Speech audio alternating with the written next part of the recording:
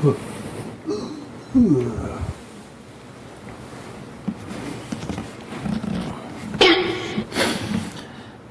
umaga mga kapapski.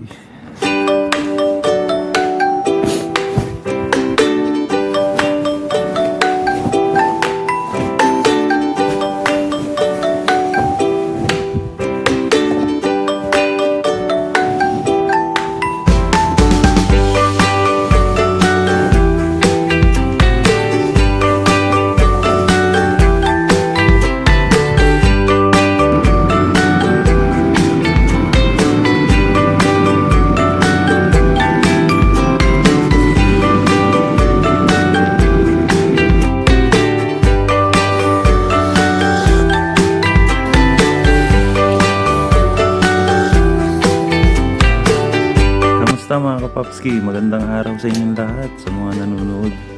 Ngayon po ay alas 10 ng umaga. Ngayon magandang araw, magandang sikat ng araw ngayon dito.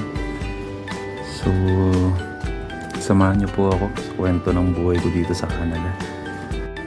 Yun, naggagala yung deer, oh. Kita nyo, lagi yan sila nandyan.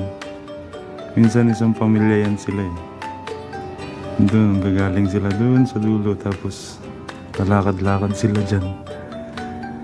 Minsan pagka uwi ako ng trabaho, nagugulat ako. Kasi biglang tatalon sa harapan mo. Ayan o, 3 na sila. 1, 2, 3. Pamilya yan sila eh. Lagi yan dyan, paborito ko laging panoorin yung mga yan. Kasi tumbal ko na eh. Tambayang ko to. Pagka gusto ko magmuni-muni, katambay, ay lagi ko sila nakikita. Minsan naiisip ko sumakay dyan. Sakay ka papasok para di ka pagod. Yan nga pala yung mga battle na naipon namin. So dadalhin namin yan dun sa depot. Pera yan mga kapapski. Kasi binibili yan dito. Tapos may kapalit na dolyar yan. So pambayad natin ng kuryente yan. Ganda ng sikat ng araw. Ay, may deer dun. Tignan nyo yung deer. Ayan, gagala-gala yan dyan. Minsan isang pamilya yan sila eh.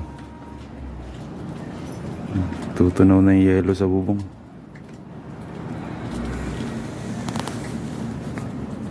Yan, may yelo pa. Pero sana dire-diretso na. Yan mga kapapski, wala nang yelo yung mga puno. Nung pumunta ako dito, grabe yan. Hindi mo makita yung mga leaves ng puno. Kasi nababalot ng yelo. Yan, kahit paano, nauubos ng yelo sa mga dahon. Maganda na. Dumating ako dito February 17. Nag-flight ako galing Abu Dhabi papunta dito. So dati sa Abu Dhabi ako nagtatrabaho, nandun ang pamilya ko. So iniwan ko muna sila pansamantala, sacrifice muna. Pagdating ng panahon, pag settle na, saka ko sila kukunin. Ngayon medyo nagsisettle muna ako dito. Salamat din kasi nandito yung katrabaho ko dati sa Abu Dhabi. Sabi niya yun nga, mayroong hiring dito. So in-applyan ko. Ngayon nawa ng Panginoon eh, nakapasok naman tayo. So panibagong bukas ng pinto na naman to para sa akin. So nagpapasalamat nga pala ako dun sa katrabaho ko, si Chef Noemi. At kahit pa paano eh, isa sa mga pangarap ko din kasi mga kapapski pumunta dito. At yun nga, nakadali tayo, nakapunta tayo dito. So dire-diretso lang ang pangarap. Sana madala ko na yung pamilya ko dito. Sa ngayon, trabaho muna. Tapos settle muna natin yung sarili natin. Para pagdating nila ayos na lahat. Kumbaga smooth lang. Madala natin sila. Ito yung mga bata. Kasi kahit pa paano kumikita pa naman yung asawa ko dun sa Abu Dhabi. So sayang din, di ba mga kapapski? Tulungan lang kami para matupad yung pangarap namin na kumbaga mag-stay na dito sa Canada at mabuhay ng tahimik. Kasi dito napakatahimik dito mga kapapski. Kumbaga walang pakialamanan. Buhay mo, sarili mo. Ikaw ang So bago ako pumunta dito, talagang niready ko na yung sarili ko. Pinaghandaan ko na alam ko pagdating ko dito talagang sasabak ako sa trabaho. Kasi sa mga napapanood ko, talagang alam ko per ora ang bayad dito. Kaya sa bawat oras na lumilipas, kailangan trabahuhin mo maigi. Kasi syempre nakakaya sa mga katrabaho mo na nakikita ka nagpe-petics, relax, binabayaran ka per ora. So kailangan kada oras, kada minutos ang trabaho ka. Saka maganda rin yung kasi makikita ka ng amo mo na masipag ka. Sa una medyo mahirap, syempre mag-adjust ka, masakit sa katawan. Canada pa more. Pero sanay naman tayo din kasi matagal na rin tayo nagtatrabaho sa kusina. Kumbaga sa umpisa hindi mo pa alam kung saan kukunin yung mga gamit na kailangan mo, kung anong gagawin mo. Syempre panibagong lugar yun. Pero sa loob ng 1.5 buwan, okay naman na. Nag-adjust na yung katawan ko, kaya na. Kahit pa paano sumasabay na rin sa kanila. Kaya nga lang, minsan may mga ibang bagay na hindi mo pa alam. Kailangan mo patanungin sa mga nauna sa'yo. Good thing lang rin, nandun yung magkapatid na kumupup sa akin dito. Si Chef Noemi, saka yung kapatid niya. Ayun, naalalain ako kahit pa paano. Kaya mabilis din yung process ng learning ko sa kusina. Saka may mga kabayan din akong katrabaho, kaya medyo hindi ako nahirapan. Ayos lang rin sa trabaho. Kaya payo ko lang rin sa mga gustong pumunta dito, yung mga nangangarap na makarating dito.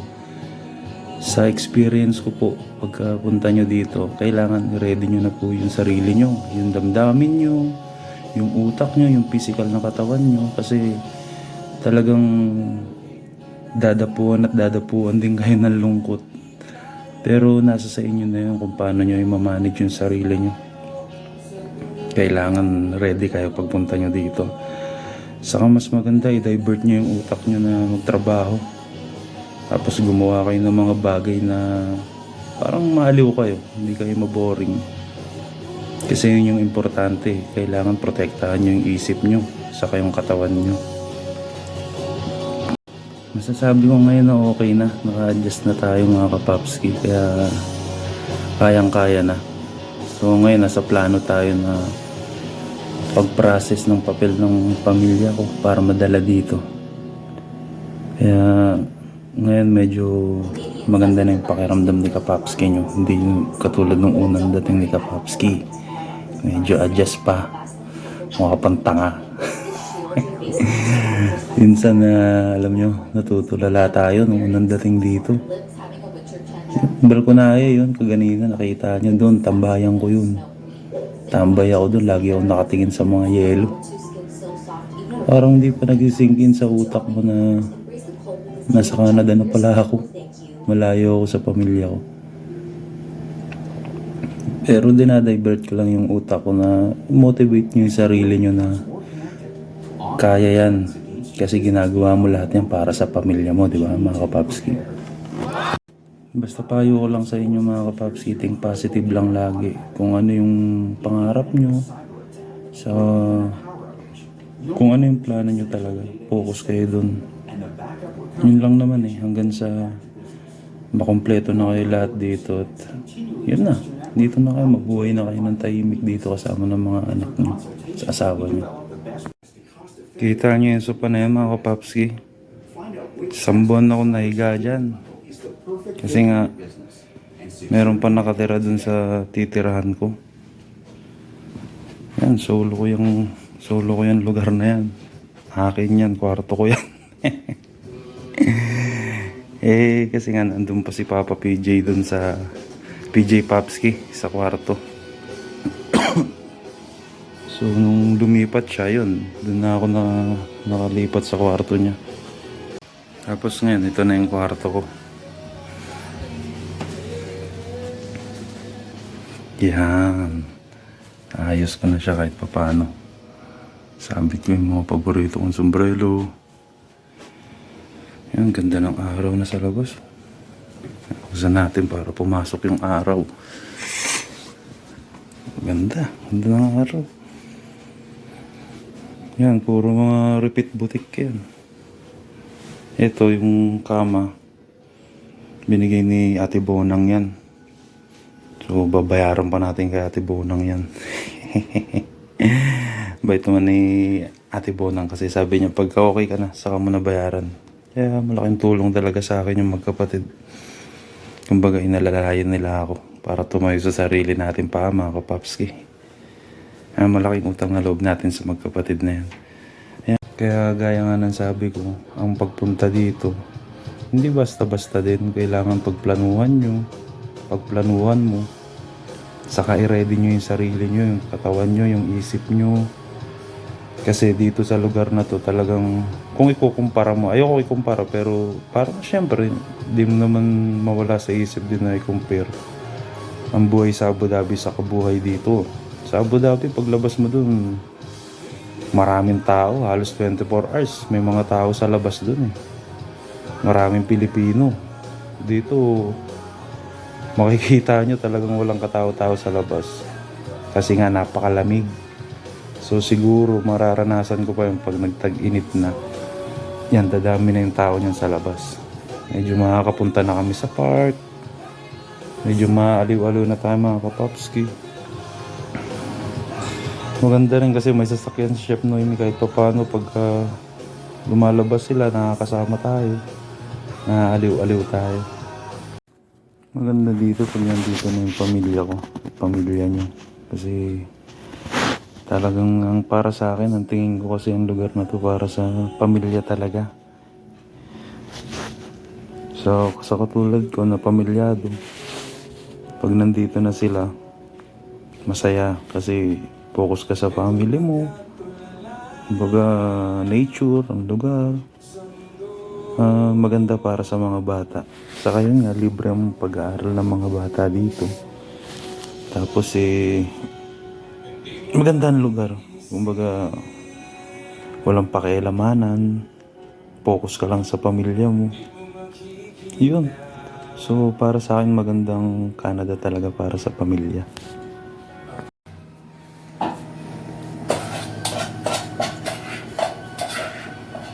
Pasok ka na, te. Yeah. Ayun, no? Oo nga, no? Binawasan ko. Mahal eh. Mahal pagupit eh. Kaysa magpagupit, no? O, $50 yata pagupit. Sama tip. Grabe naman, 50. Oo. Tapos may tip pa. May 50 kasama na tip. Okay. Diba? Kaya nga eh. Isit ka. Bakit? Taragis to. Papasok na si Ate Bonang. Pasok na naman tayo. This is for the better. Yeah. Nagputa. Doesn't love exercising, but loves the way it makes her feel. Yan. Max Ano pa mo? doesn't love food, but Sunduin ako din ngayon. with his kids. Parating si Chef Noemi. Sige. Bye-bye. Ingat. Bye. Kita-kits mamaya. Okay. Bye-bye. Learn more about benefits and credits like the disability tax credit.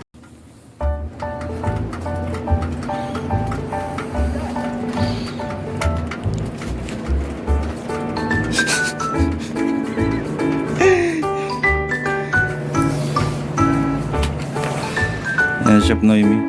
Sinundo si Ate Bonang.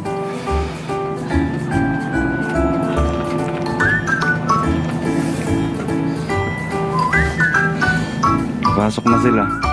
Kasi Justin uuwi na. Ay, anak niya. Galing school yan. So, uuwi na siya. Bye-bye! Ingat!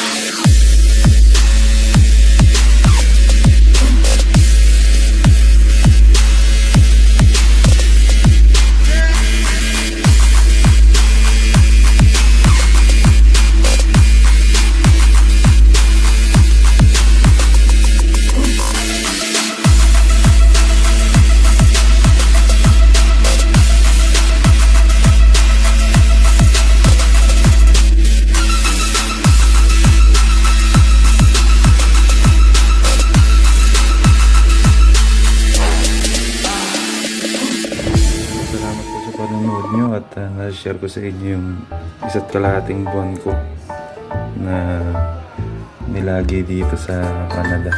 Marami pa po tayo pagdadaanan at pag-uusapan. Dire-diretso lang yung pag-upload natin. Note po kayo lagi na para may share ko sa inyo kung anong buhay meron dito sa Canada. Kahit sa maliit na bagay lang. So hanggang sa susunod po ulit. Huwag po kayo magsawa manood. Maraming salamat po.